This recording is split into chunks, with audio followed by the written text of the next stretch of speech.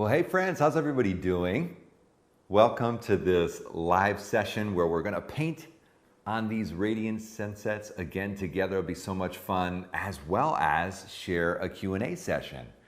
My name's Alain Picard, and did I just say Picard? I don't even know what I just said. I think my name's actually Alain Picard.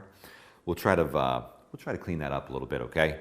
And I am so happy, I'm looking at you all in the chat here, to see lots of friends from all over the world just coming together, and we can join and we can finish these radiant sunsets together. It's gonna be a lot of fun. So I just wanted to give a few shout outs, and I always try to get to that top of the chat. Yes, Janet, you figured out how to get into that live chat, which was awesome. Welcome, Kat and Mitch. Hey, Mitch, great to see you. Hey, Rex and Barbara, Letitia, Michael, Carol, Janice.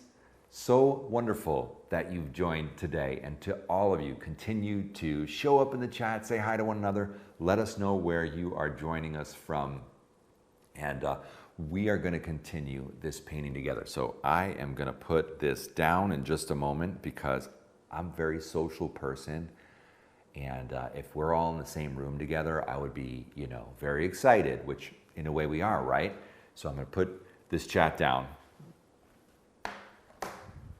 And as we continue, I just want to formally welcome you to this time together as we take another session on this painting. It's going to be so much fun. Now, I do want to say, whenever you step away from a painting and you're trying to stay loose, we want to keep things painterly. We want to allow that fresh color and those bold marks and those loose edges and that just whole atmosphere to continue.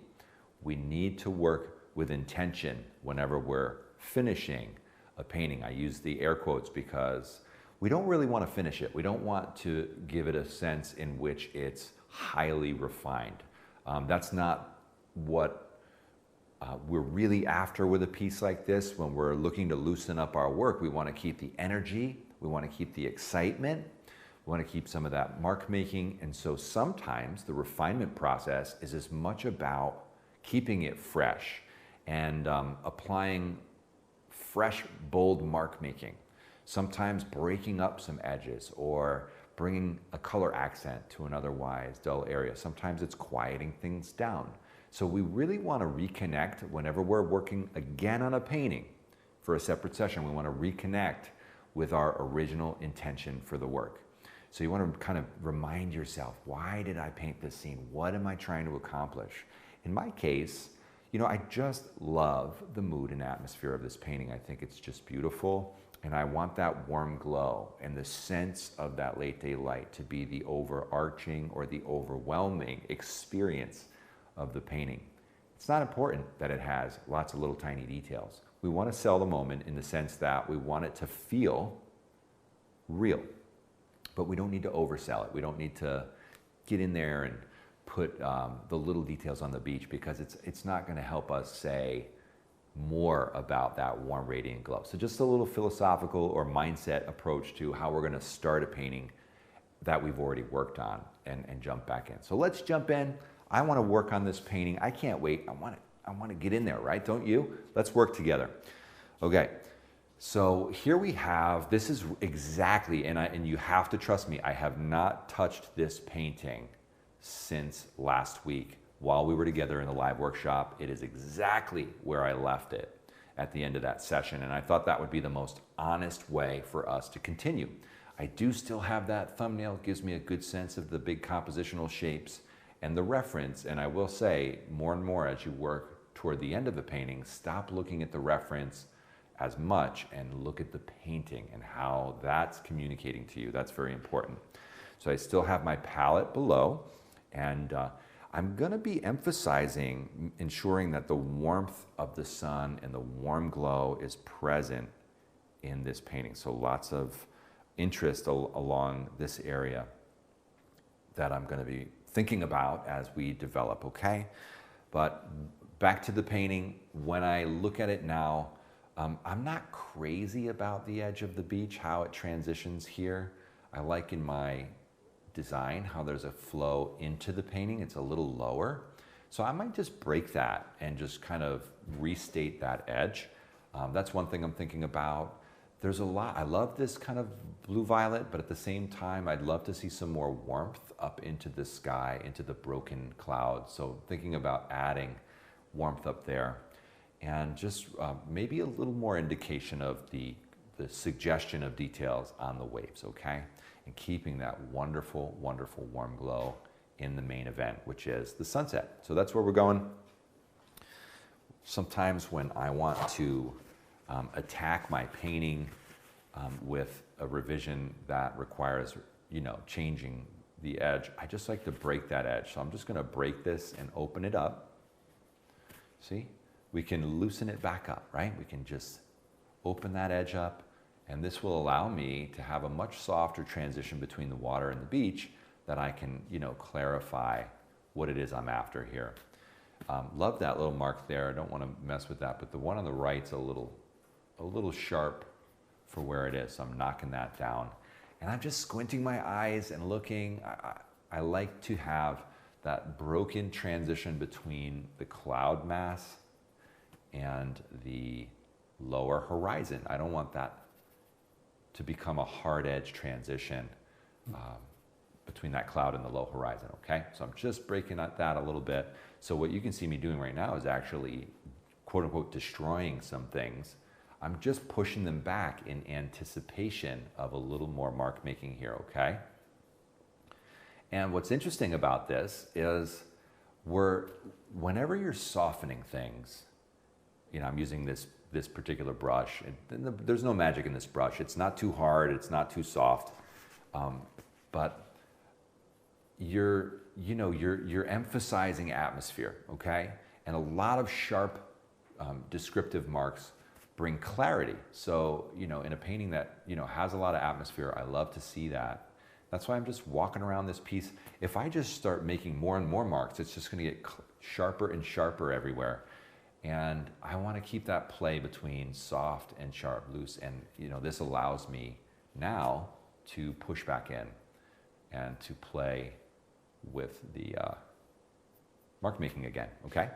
So that's why I'm doing this, because you might think, why is Alan, you know, knocking back all that work he did?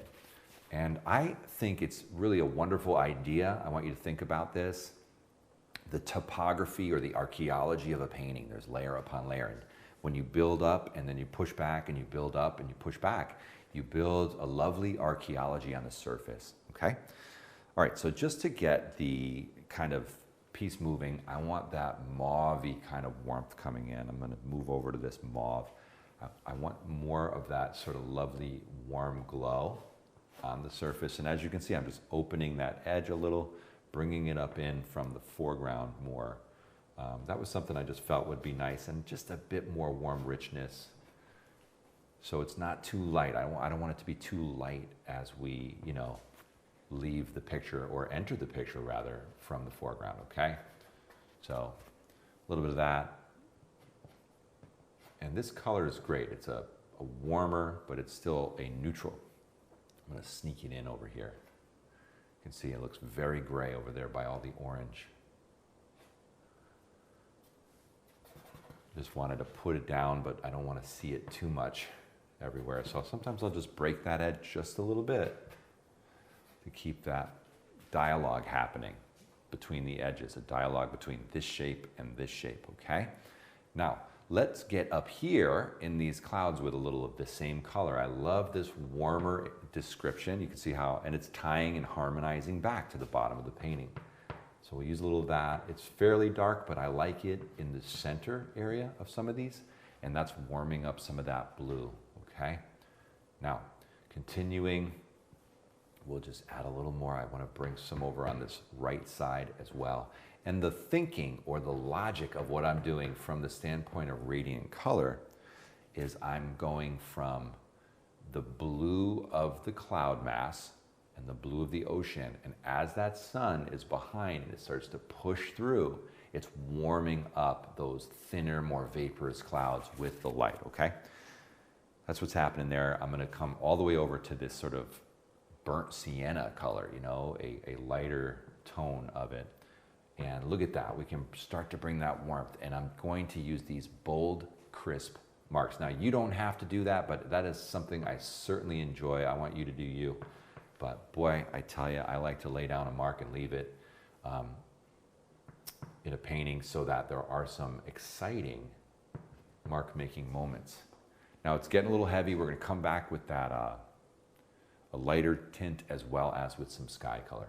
But I do want to add just a little more of this into this area and over here. And I'm going to sneak down into the lower area as well and just use this here and there. These warm, sort of warm neutrals are just so interesting, moving toward the orange, not quite as chromatic, but still building that glow.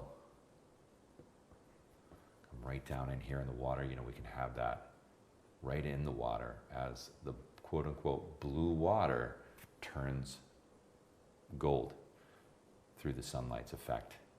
Right down in here where we were just working. Let's bring a little glow down on that foreground. And see, now we're getting the shape that I was hoping to enter into the painting with. I want to take the viewer up and in through that shape. Great. Okay, back up in the sky. I've got a little more work to do here. Like I said, got a little heavy, looks a little clunky over here, right? Let's lighten that mood. Let's open that up a bit. That's too much. We'll go to the neutralized pink. That's it. That's what we need right there. And that lighter value is going to, you know, communicate differently. And look how I'll just sometimes drag it over, you know, over a previous mark and let it just scumble across the mark. So interesting. You know, breaking in at the edge of this cloud, creating different little experiences at the transition of the cloud mass in the sky. And I'm kind of turning the piece and using one edge and another so that the sizes of the marks actually change as I lay them down. I just want more of this kind of vapor of cloud lit by the sun. I just think it's such a beautiful effect. Now I'm ready for a little bit of this one. A little bit of this very light peachy pink, just a little. It's too light to use much more. Okay, I'm going to step back and take a look. Yes, let's come back in here. Now I'm picking up a really strong mid-tone kind of salmon color. And I want to add that down on the water. Let that glow, just kind of. What this does is it's just adding more of that romance of the light, that mood. And we're just extending. I'm still playing with that edge. I'm extending that, playing in relation to my original thumbnail. Those thumbnails are just so powerful. They set a clear direction for the design of the painting, the shapes of the painting, and we can get into that kind of messy middle or the murky late stage where we can lose our value shapes or overcomplicate them at times. And so it's very important for us to put our eyes back on our design and remember. Okay, so I'm gonna play for a moment. I just wanna take a look and see how this deep red-violet looks, you know, yes. So I'm essentially adding more red to the beach, just in terms of the mood, and the feeling of the light that's going to drop down, that is dropping down and going right off. And I just want that to be a very strong, radiant experience. Moving in, I've already used this color. This is that same sort of burnt sienna, very soft, very, very warm, love. So I'm just creating even more warmth with regard to the glow of the light. I'm dialing it up. And why would I do that? Well, just because that's what this painting is about. It's about the glow. It's about the color. It's about that mood. So, you know, I could be creating all kinds of seaweed on the beach, right? There's lots of seaweed in the reference. Well, I could be doing that to finish the painting. Is that going to make it glow more? No, but it would give it more texture. So it's not that it's wrong, it's more sort of how do you make decisions about what's an important thing to do later in the painting. You have to know what you're after. And, you know, one thing won't necessarily yield the same result as another. I'm back to this hot pink, wonderful hot pink, just adding it in on this shore between yellow, orange, and sort of pink towards the red. Okay. Now, one of the things I noticed, there's a really kind of bluish purple moving through there, and I think it's too cold going through the center. So I'm going to warm it up. I'm going to add this pink. Maybe I'll even, well, no, that's okay. I like where we've landed there. Just bring this a little further. And I have a red violet. I'll sneak that over as well. This is much cooler, but I love it. So as you can see, now I've got hot pink below the sun instead of anything in the purple family, anything with blue in it, really. And then moving further away, you know, we start to use this red violet that is still warm, but it's cooler than the pink. That's how you create the glow, step by step. You transition the light. And I must tell you, I really enjoy this color. I'm going to add it down on a wave below. Here we go.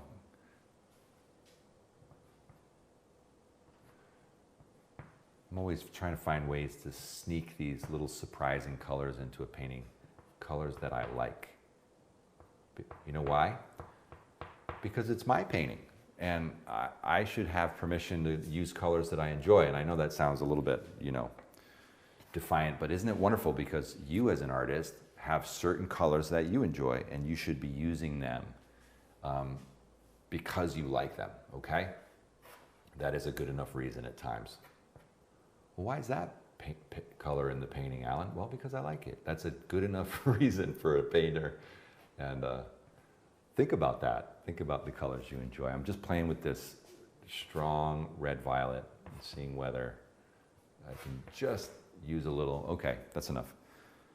All right, I'm going to step back, take it in. I think this is actually a new pastel. It's a blue, hard, and I'm just going to drag at this cloud a little. Just push in and just take that zone in the center. Make sure it's got good volume.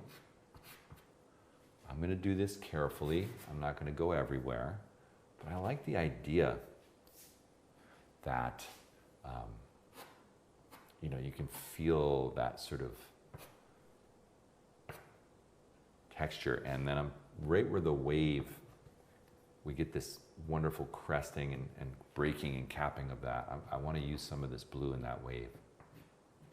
Right in there. This is kind of, you know, dark enough, I think. I don't need to go darker than this color. It's just right. The hard pastel, you know, gives me a little bit of firm control moving in there. I'm moving towards the red violet. Now it's shifting from blue to red violet to orange and pink. A little more maybe down here. Love that line. Just love it. I just want to feel that line. That's a little suggestion of detail, just a thin sort of sea foamy edge of the water coming in.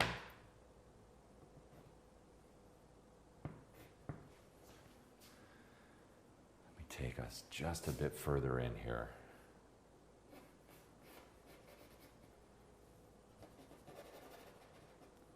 Just add a little more foamy volume in this area on the left.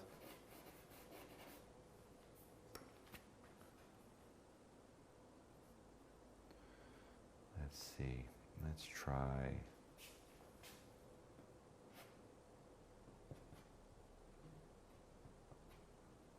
Open up that edge with, come light underneath, and it creates, you know, a sense of the surface of the water just under the wave.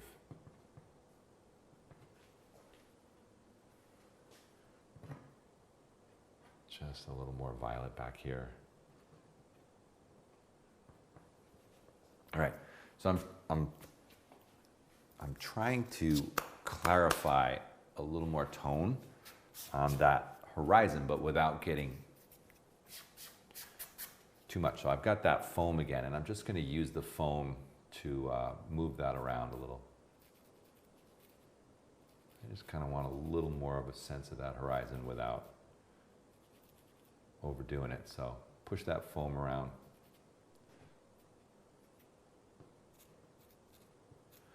I like to keep some natural breaks in a straight line on a painting like this. I don't want it to get too, overly linear in those kind of places. So I'll let that edge break intentionally. Let's get that fingerprint out of it though. All right, that's good. Step back, kind of take it all in. All right, let's jump back into the light and play with that again. I want to feel that wonderful glow of the sun, just even a little more. So I've got a strong cad yellow light, really pretty, and I'm going to extend the movement of that sunlight under that. And then just drop it down a little. Okay, as I drop it down, I'm going to drop down the value.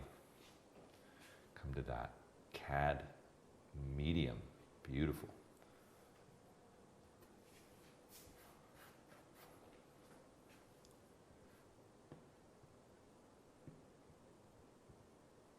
A little bit of that yellow flickering under the clouds. And you can see now that it's going to glow. Now I can't go too far with that color, because the more I extend, the less the impact or the resonance of that light having a sun source to it will be effective. What I was doing here, I just cleaned my fingers, because when you work in a light zone like that, dirty fingers are big trouble. They get you in trouble. They get your colors all murky, golden. This is now between yellow and orange, cad yellow deep.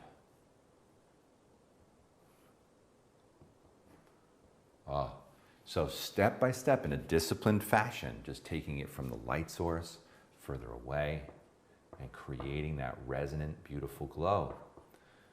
Take it slow, no reason to rush. Bring that little sparkle and flicker down lower.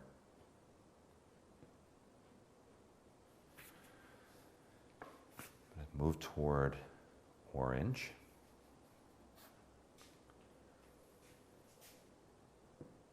I actually want to lay some orange into the water.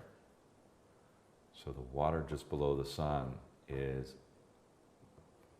hot, glowing,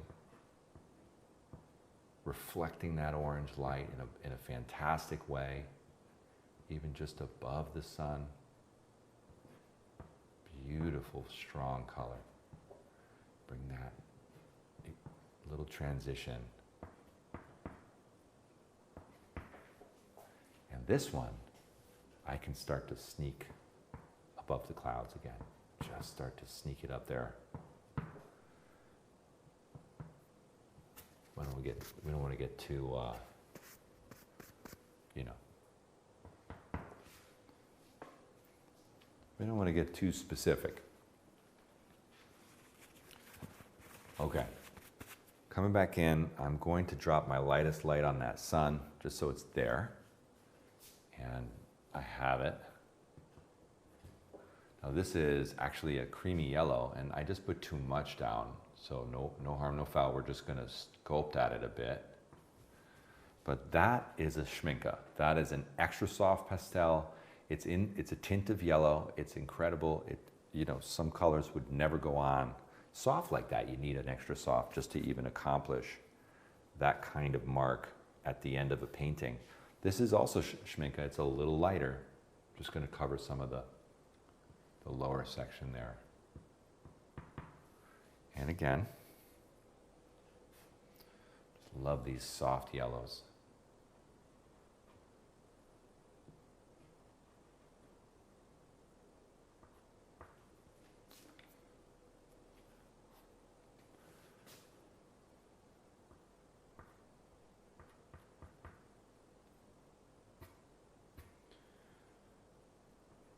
So very disciplined in terms of discerning, reading the movement of value and temperature.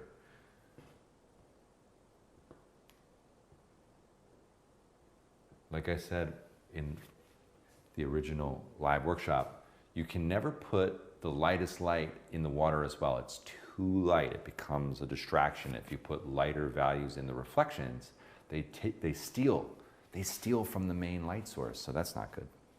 So you're going to make sure to preserve that. I want to bring a little more glow up into the sky. So I'm going to use my yellow ochre family and start playing, see what it looks like. This is the one we had, which is great. Yeah, I think I'll use this and then maybe a little more peach here and there, a little more maybe pink. Just trying to open up a little more sky in here, open up a little more of that glow.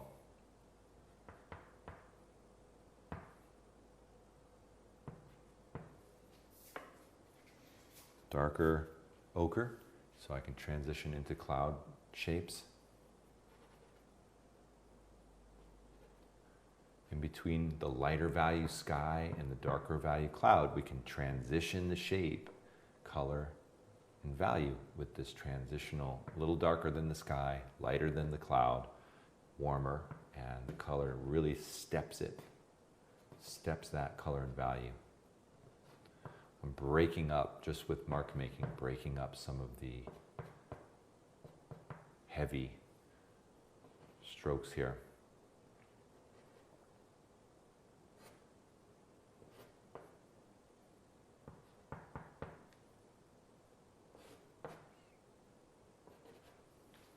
Great, I'm going to actually use this just a bit down in the water, see how it does.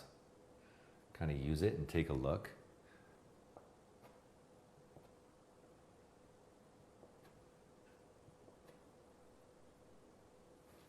Just tying that palette, just thinking about harmony.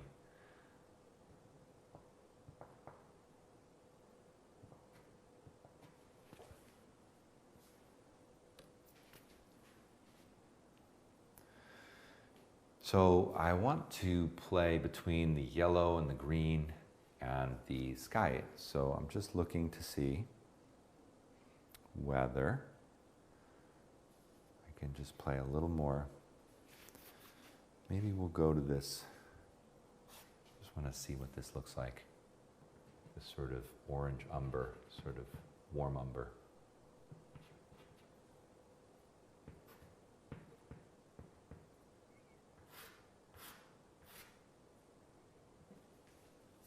Bad.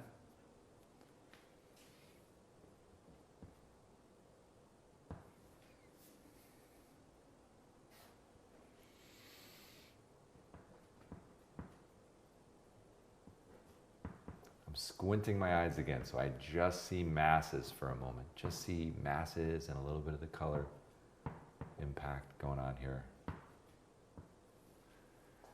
Here we are. I want to have this color down in the water as well. Starts to lose its radiance. It's just a little bit of a reflective tint. Pink.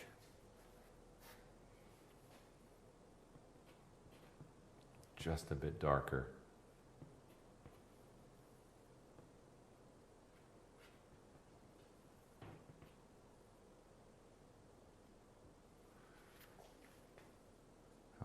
With a warm, this is a rich dark, but it's in the red family.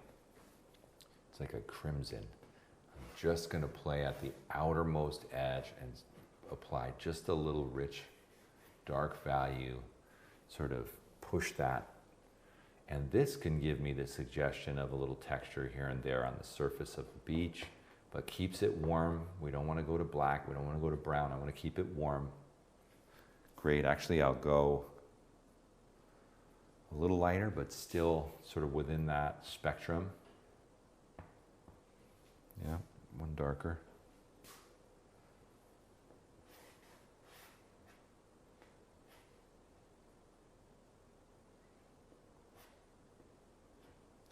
So I'm just putting a little texture on that sandy beach, and then we can come back in and sculpt and shape that. Just thin it out maybe. So I suggest a little beach texture without drawing anything. Just kind of a little this and that. It's good enough. Okay, I'm soaking in the sense of the light, and I'm looking at the orange family again. I'm coming in with cadmium orange, nice rich deep cad orange, and just looking at how the bottom edge, again, there's that little circular radiance around the sun, so powerful.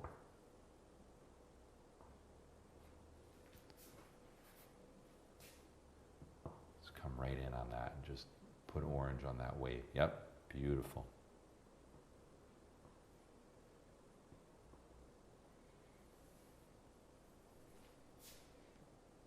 Lighter.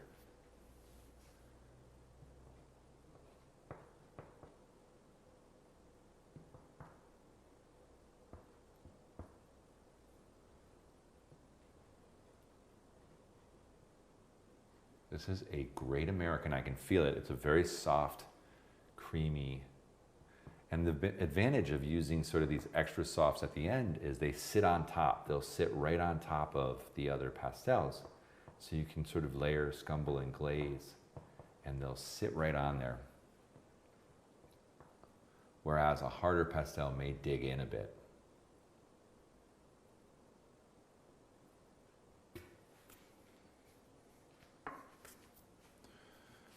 So I'm just going to grab my brush just for a moment, essentially to not let this get too, let me make sure this brush, yep, it looks clean. Just to not let this get too like granular. I want it to glow. Just let it glow, let it kind of push that light up and out. Then in here, it just looks a little too specific for me. I love the color, love the movement and the glow. I just want a hazier version of it. So, you know, blending is not bad. It's just how we do it. We need to be intentional about it. It needs to serve the purpose of the painting and not just be killing all of our beautiful chromatic accenting. That's starting to look really nice. I would love to see just a bit of neutralized violet over on the left. This is too light. That looks too light. I'm going to come back to this color that I started with and just add a little in down at the bottom. I like that. Yeah, that's great. Just kind of warms up that bottom edge.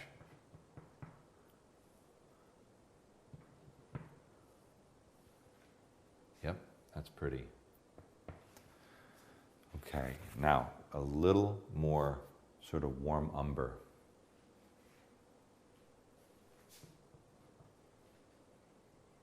So one of the things I'll do is I'll just kind of let my eye travel around the whole painting. Take it all in. You know, we often look at specific things and try to solve specific little problems in the painting, but ultimately we want the experience, people to take in the whole. So that's what I'm looking at here.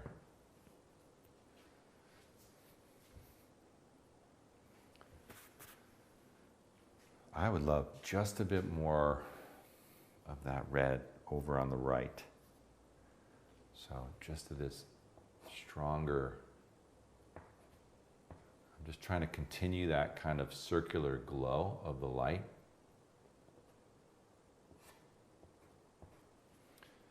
You can feel that the light sort of radiates and there's a circular glow around it. I'm just kind of emphasizing that with this color.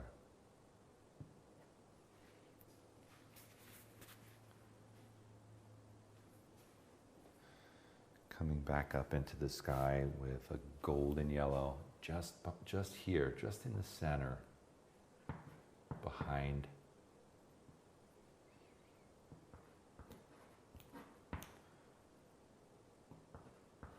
This is a Diane Townsend pastel. You know, it's a little grittier. It's got that pumice in it.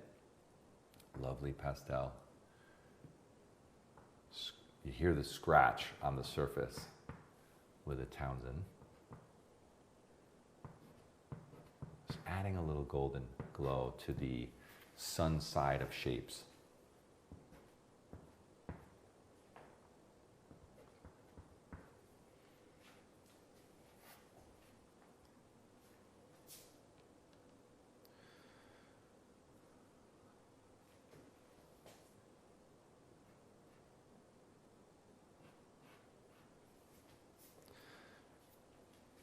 looking at that shape. Let me come back with my wonderful blue and blue-gray and just kind of simplify that for a moment. That's better. You know, you just don't want to get too kind of specific. When we over-specify, people ask questions. They start looking at it and going, oh, what else? What else should be there? So we in a painting that's loose and impressionistic, if we over-specify about the waves, people want more information. They start asking more questions of us, and that can be, that can be dangerous.